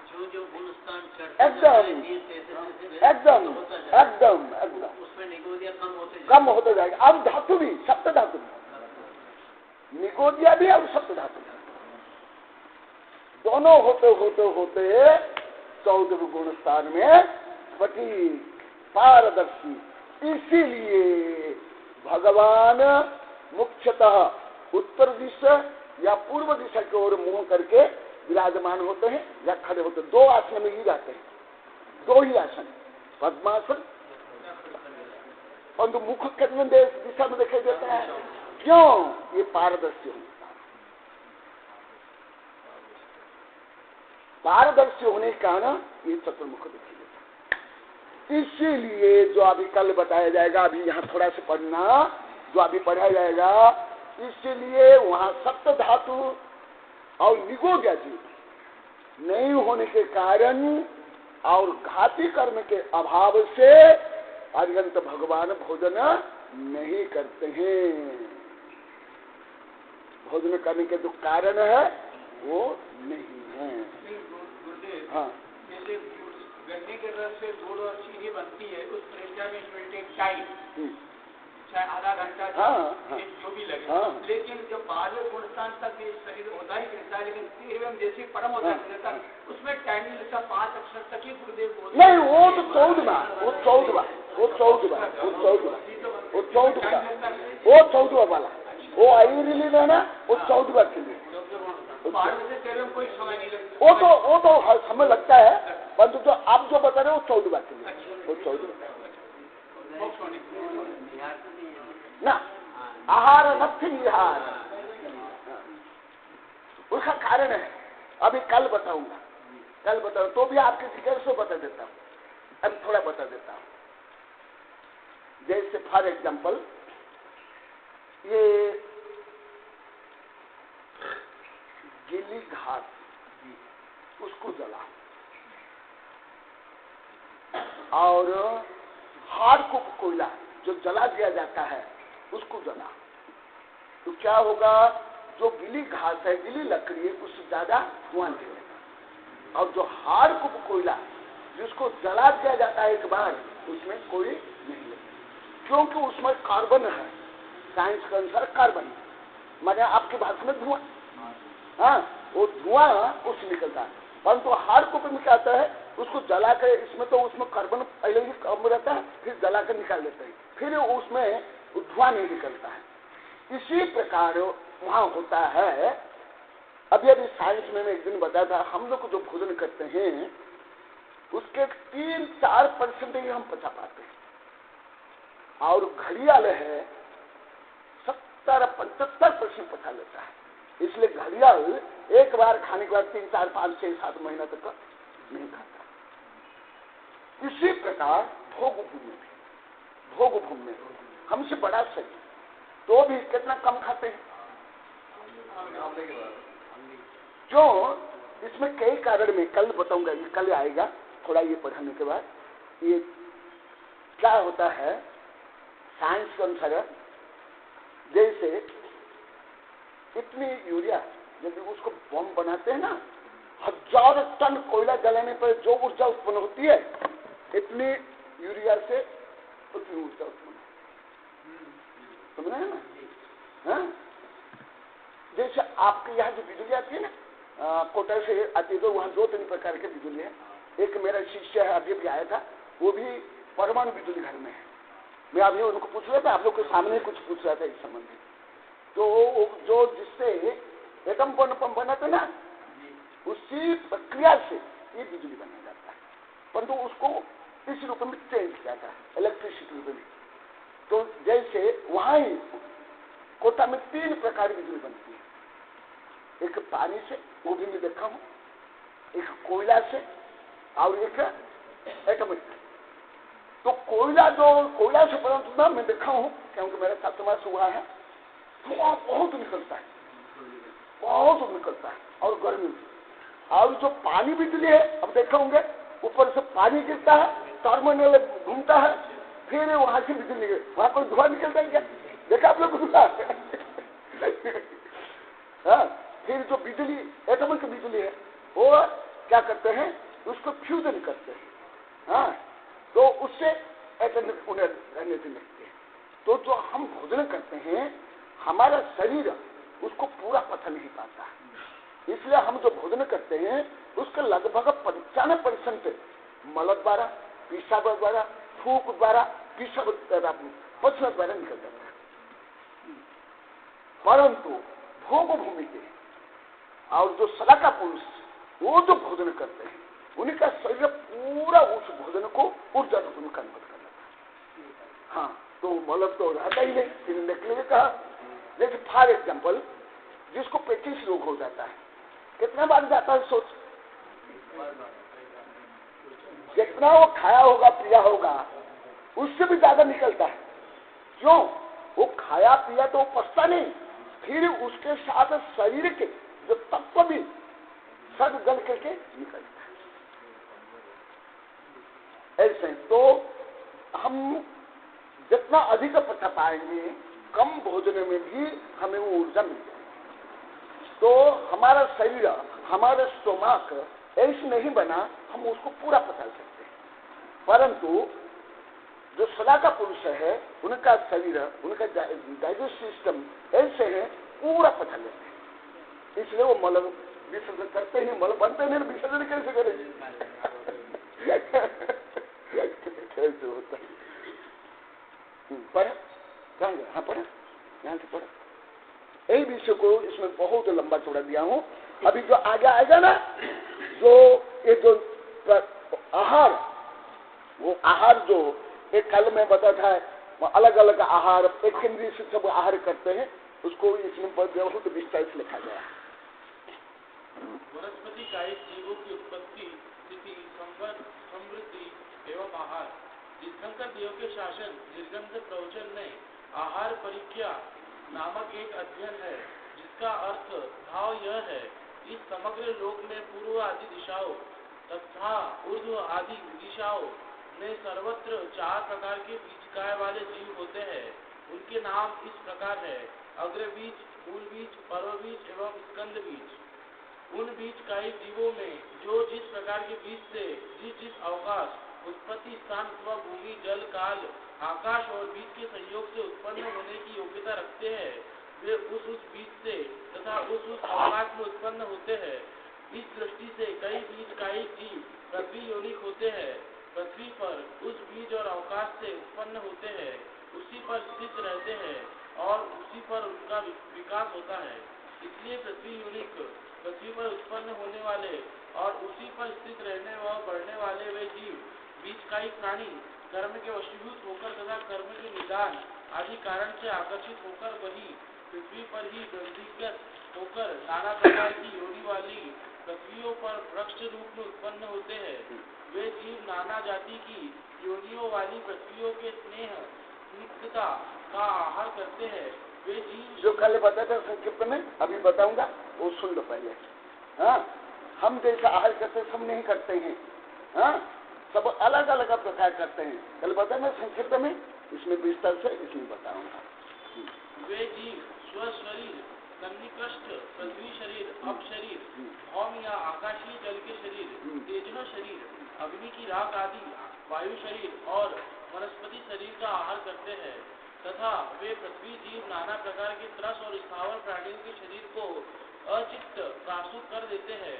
वे आदि अत्यंत विध्वंस पूर्व जीव से मुक्त उस शरीर को कुछ वाशुक, कुछ परितापित कर देते हैं। वे वनस्पति जीव इन पृथ्वी कायादि के पूर्व आहारित पृथ्वी कायादि की उत्पत्ति के समय उनका जो आहार किया था और स्व शरीर के रूप में परिणत किया था, उसे अब भी उत्पत्ति के बाद भी त्वचा स्पर्श द्वारा आहार करते हैं। तत्पश्चात कैसे आहार करते हैं? कल मैं संक्षेप में बता था, जो एकंद्र जीव है हम जैसे आहार नहीं कर सकते, इसमें पूरा शरीर से है, त्वचा से शरीर। हम भी कथनचित त्वचा से करते हैं, ऑक्सीजन और ये सूर्य किरण ग्रहण के विटामिन डी बनाते हैं, हाँ, और ऑक्सीजन भी हम ग्रहण करते हैं। आप शरीर में, इस पूरे शरीर में आप कोई घना लेप लगा लो, आप तड़प के मर जाओ,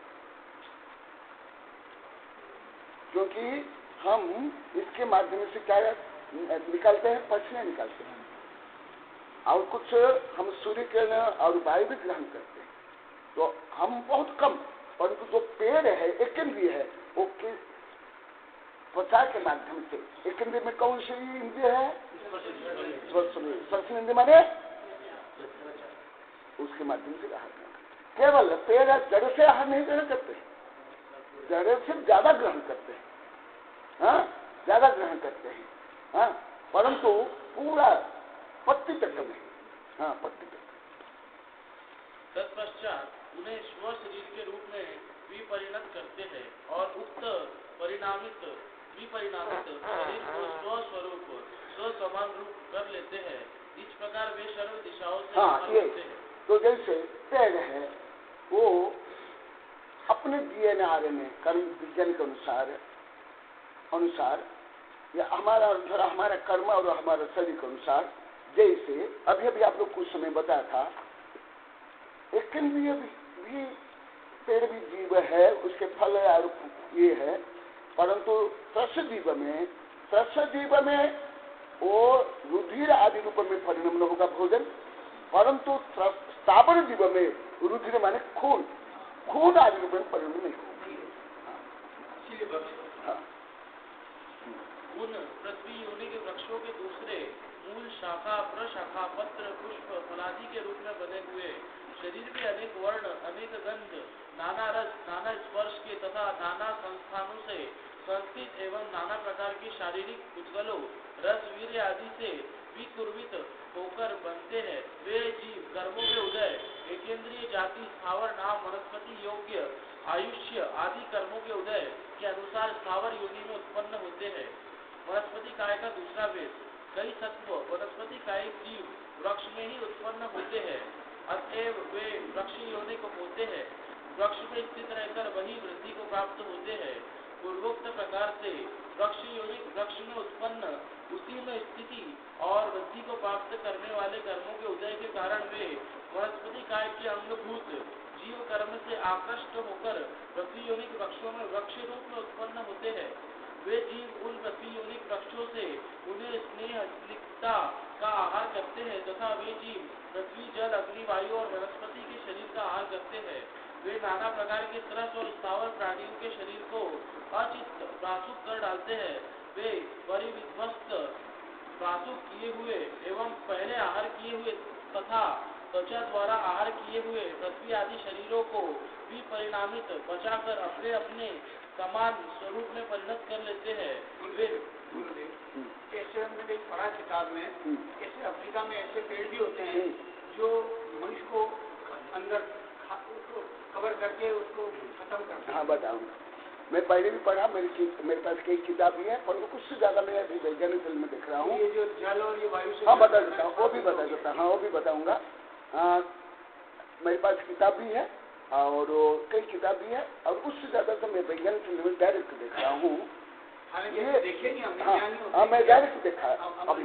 हाँ, सुना। हाँ, वो पतंग, कीट से लेकर के छोटे छोटे जीव जंतु भी खा लेते हैं, परंतु मनुष्य को या बड़े प्राणी को नहीं खा पाते। ना इसमें योग्यता है, ना क्षमता है। और उसमें कई प्रकार है, तो ये प्रकरण भी है और मुझे बताना भी है, परंतु आप पूछे इसमें मैं बता देता हूँ। वो कैसे उसको करते हैं, उसका साइंस का भी कारण है। वो जो पेड़ है, ज्यादा करके जो रेगिस्तान है, जहाँ उपजाऊ जमीन नहीं है, वो जहाँ उत्पन्न होते हैं, तो उनके लिए जो प्रोटीन चाहिए, जो तत्व चाहिए, वो नहीं मिलता। साइंस के अनुसार मैं बता रहा हूँ, धर्म के अनुसार भी बता दूंगा, दोनों बता दूंगा। वो फिर वो कैसे प्राप्त करते हैं? प्रोटीन के लिए पतंग है, मक्खी है, मच्छर है, छोटे छोटे प्राणी है, उसको वो कैसे खाते हैं मैं बताऊंगा। उसमें कई प्रकार होते हैं। कुछ ऐसी पत्तियां होती हैं, उसमें ऐसे कांटे होते हैं, और वो कोई कीट पतंग यहाँ बैठते ही वो कंपन होता है, और ताप से और कंपन से उसको पता चलता, तो वो तीव्रता से बंद होता है, और बंद होने के बाद धीरे धीरे वो मर जाता है। मर जाने के बाद उसका सब रस सोच लेता है। दूसरा क्या होता है? ऐसे होता है, ऐसे जैसे कुंडल, जैसे ये झाड़ी है ना, झाड़ी, हाँ, ऐसे होता है, ऐसे होता है। हाँ, उसमें क्या होता है? मकरंद होता है, चिपचिपा मीठा रस होता है, मीठा रस होता है, और सुगंध भी होता है। सुगंध होने के कारण और मीठा रस होने के कारण पतंग आदि आकर्षित होकर के वहां आते हैं सुगंध से, और मीठा रस खाने के लिए अंदर जाते हैं। वो बढ़ते ही वो टच के कारण, स्पर्श इंद्रिय है ना, स्पर्श इंद्रिय है, उस स्पर्श इंद्रिय के कारण उसको पता चल जाता है। हाँ, पता चलते ही वो एकदम बंद हो जाता है। बंद होने के बाद वो कीट पतंग वो रस में जाकर के घुल जाते हैं, और घुल जाते ही उसको पूरा सोच लेता है। तो ऐसे कीट पतंग से छोटे छोटे जीव को खा लेते हैं, परंतु मनुष्य को और बड़े जीव को खा नहीं पाते। और कुछ होते हैं ऐसे होते हैं, और कुछ ऐसे होते हैं, और कुछ क्या करते हैं, ये जो ऐसे उसमें रेसा रेसा होती है, और उसमें चिपचिपा होता है, चिपचिपा रस। तो जो पशु जो कीट पतंग मक्खी आगे बैठते हैं, वो चिपक जाने के कारण फिर वो मर जाते हैं। वो जितना छिपकेंगे वो और ज्यादा छिपकेंगे, फिर वो उसको सोच लेते हैं। ऐसे विषय करके विकल्प त्रय को ज्यादा खा लेते हैं। हाँ, विकल्प त्रय को खा लेते हैं। कथनचित छोटे छोटे पंचेंद्रिय जैसे मेढक, छोटे छोटे मेढक भी होते हैं। हाँ, छोटे छोटे इतने छोटे मेढक रहते हैं, ये सब खाते हैं। परंतु उनका आकार जो ऐसे जो मांसभक्षी जो पौधे होते हैं, वो बुश आकार के ज्यादा होते हैं, नॉट ट्री, बिग ट्री। हाँ, छोटे से बुश आकार के होते हैं, झाड़ी आकार में। हाँ, इतने इतने इतने ज्यादा कांटेदार होते हैं, पत्ती मोटियां होती है, और अलग विभिन्न कलर के होते हैं, विभिन्न कलर के, जिससे कलर से आकर्षित होकर के आए। हाँ, परंतु जैसे आम, जामुन, बरगद ऐसे बड़े पेड़ नहीं होते, ऐसे नहीं होते। तो इसलिए बड़े पशुओं को, मनुष्य को पकड़ के खाने का तो अभी तक वैज्ञानिक तुलना में आया नहीं, और मैं पढ़ा भी नहीं। तो ये क्या होता है, वही अभी विषय। परंतु वो क्या, जो स्थावर जीव है, स्थावर जीव को ज्यादा खाते हैं। जैसे पेड़ है, पानी, सूर्य किरण, ऑक्सीजन, इसको शोषण करके उसको स्वस्थ रूप में कन्वर्ट करते हैं। यहाँ है ना, स्वस्थ रूप में कन्वर्ट। जैसे हम जो भोजन करते हैं, पानी, दूध, फल, अनाज, ये क्या है? ये स्थावर शरीर है, स्थावर शरीर है। परंतु हमारा शरीर हमारे रूप में परिणमित कर देता है। जैसे हमारे शरीर में क्या है? खून, हड्डी, मांस, तो उसको हमारे शरीर रूप में कन्वर्ट कर देता है। परंतु पेड़ क्या करता है, स्थावर क्या करते हैं? वही भोजन। जैसे सारा एग्जाम्पल आपको बताता हूँ, गाय घास खाती है, और ये पानी में पीती है, परंतु उसका दूध बनता है, और हड्डी मांस से बनता है। परंतु पेड़ जैसे पानी पिया और घास खाया, घास भी खाता है, जानते हो खाद बनते हो क्या है?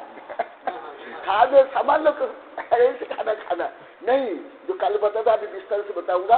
खाना केवल ऐसे खाना नहीं है, शरीर के जो विभिन्न अवयव से जो 7 प्रकार का भोजन है, तो पेड़ भी घास खाता है। जो खाद है क्या है? जो कंपोस्ट खाद सब ज्यादा क्या है? गोबर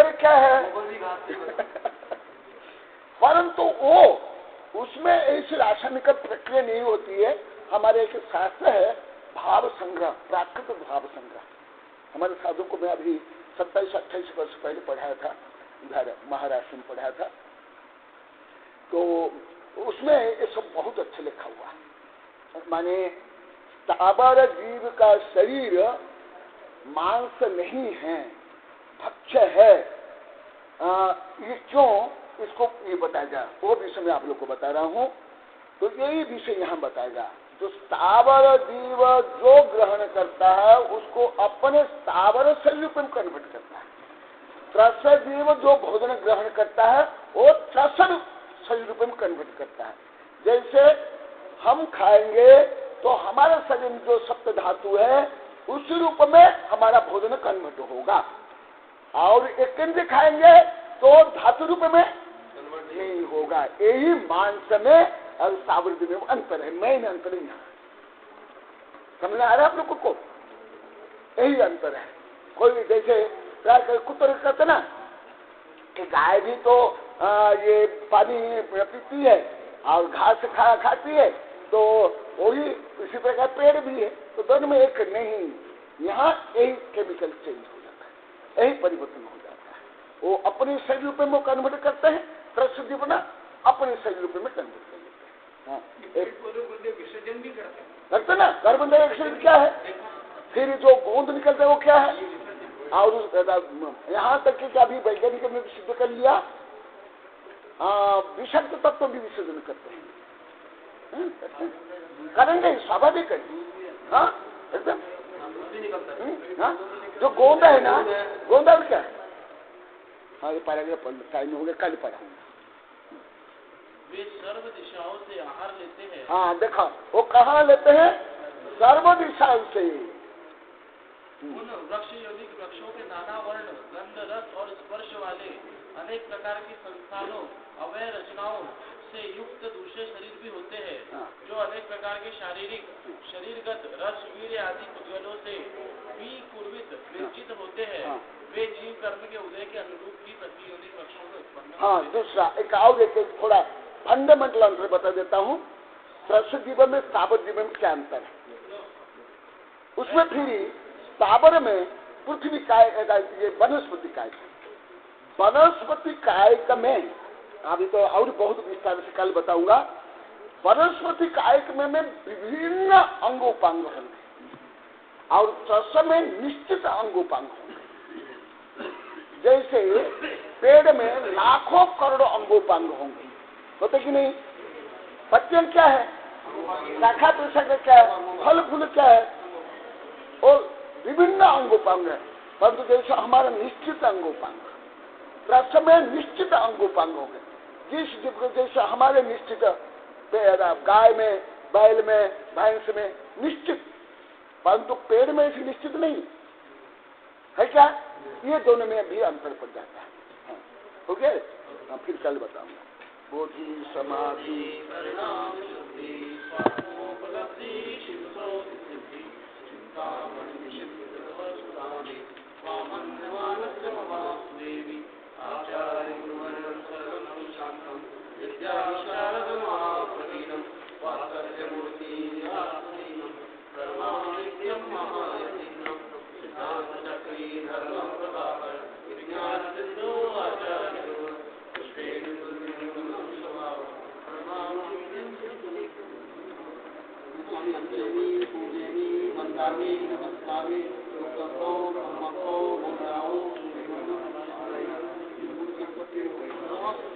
आपके 3 शास्त्र थे क्या? कितने आपके थे? अभी तो 3 है नहीं, कितने हैं आपको याद है? हाँ हाँ, तीनों में है, तीनों में है। लो आपका ज्ञानदान आशीर्वाद और दिन के नाम का कोई मिल जाएगा? हाँ दे देंगे।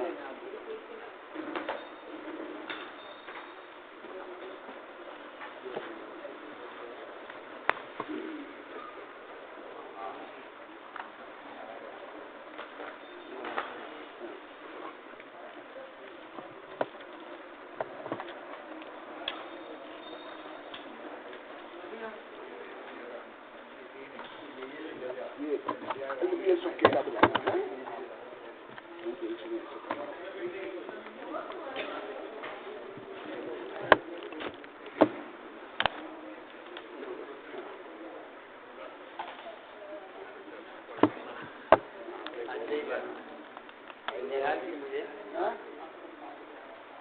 हाँ, यहाँ रोज 3 से लेकर के 4:30 5 तक चलता है। तो बहुत दूर दूर से आते बढ़िया।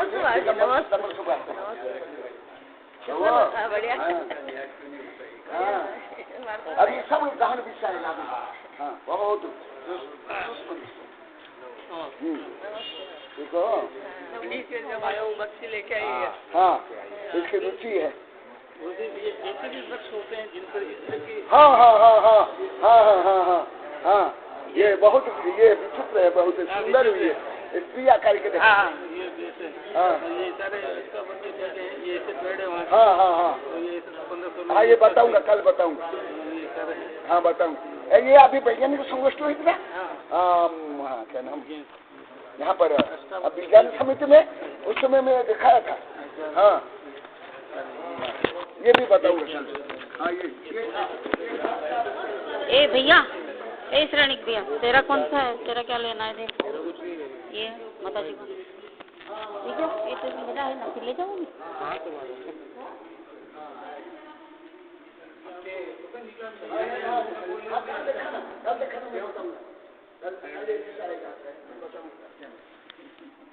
यहाँ हर बार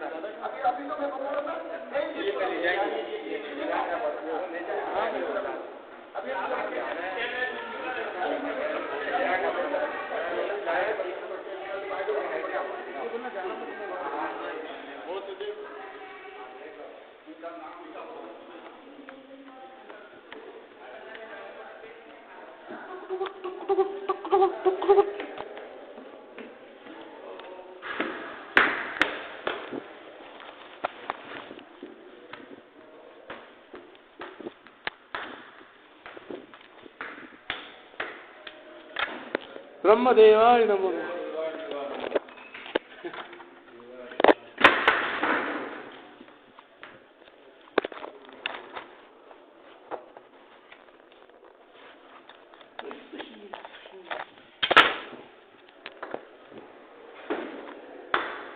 एक को नेटला ये मेरे पास रखी थी, मेरे को अपनी याद क्या नाम क्या है, क्या पता नहीं। मेरे पर ये ऐसी खबर होती है जैसा लिखा है। क्या लिखा? भाषा दिगंबर चित्तालय उदासीन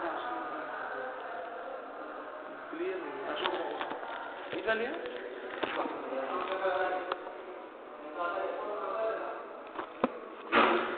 ये अशोक नगर में ही